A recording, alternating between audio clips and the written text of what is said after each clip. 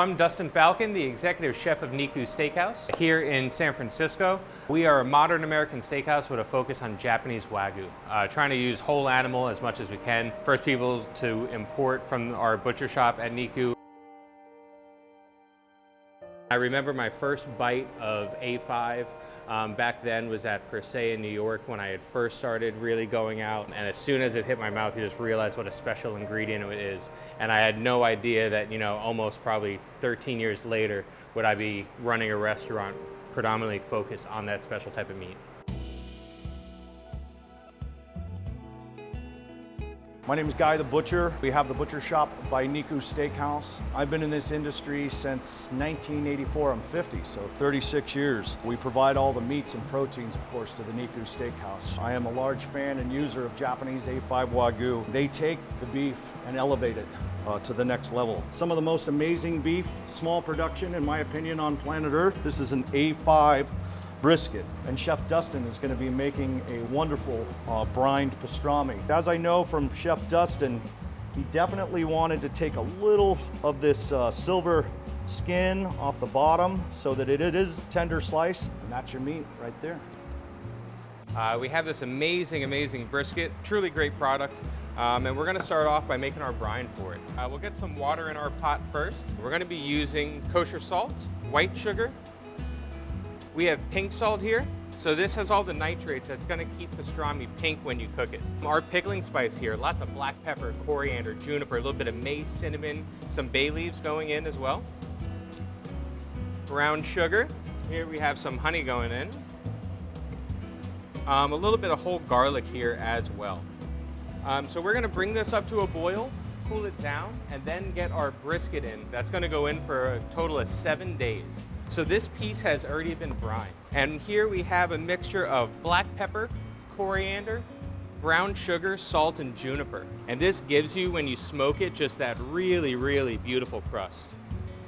Make sure it's coated all the way around. And then what we're gonna do is smoke this for 4 hours at roughly 165 degrees. So now our brine has come up to a boil. You want to check that all the salt and sugar did melt, which we're right there. I'll pour that hot brine right over this ice. We'll cool this down. So what we'll do is we'll take these beautiful pieces of brisket, submerge them in the brine, and then every day we're going to pull it out and we'll just flip it over and rotate it. So now this brisket has been smoked. We will add a little bit of water to it so it has some liquid, so as it cooks in the oven we can steam it. You could do this completely on a smoker as well, where after it's smoking, you wrap it in foil and just kind of let it low and slow until it's nice and tender. You do want to make sure that the internal temp hits around 195, and then you can keep checking it because you'll need to make sure that the meat's broken down to a texture that you like. We'll wrap it up. This is going to go in a 300-degree oven. I do about an hour a pound, so this one's going to go for about 4 hours. Completed pastrami. What we're going to make out of this is kind of an open-faced pastrami sandwich. But what we're going to do is some marinated cabbage. We have some red and green cabbage that's been marinated with some apple cider vinegar, whole grain mustard, a little bit of sugar, and a lot of dill. We have some pickled mustard seeds and some cornichons as well. And then we have some local sourdough that we toasted. Instead of using rye, we made a caraway butter. It's nice and crispy and a lot of those flavors. You just start slicing away, check it out. I do like pastrami cut a little bit thicker. Take a few of these slices here, transfer it over to our toast here.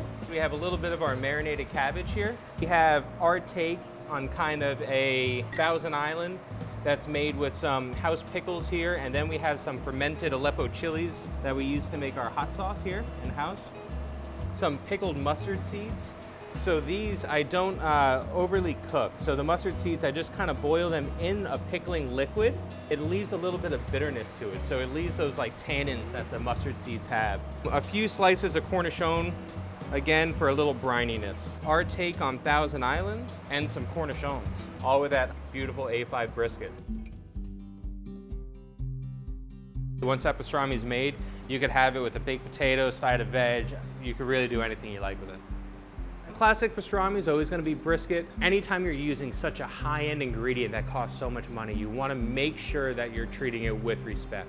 Really, in the butchering process, I've learned a lot from Guy Crims, our butcher, but on how to take just the bare necessity off of it to increase the yield. You have to picture what goes into this, and this is what I apply to really all types of food. But how much work went into creating this special beef.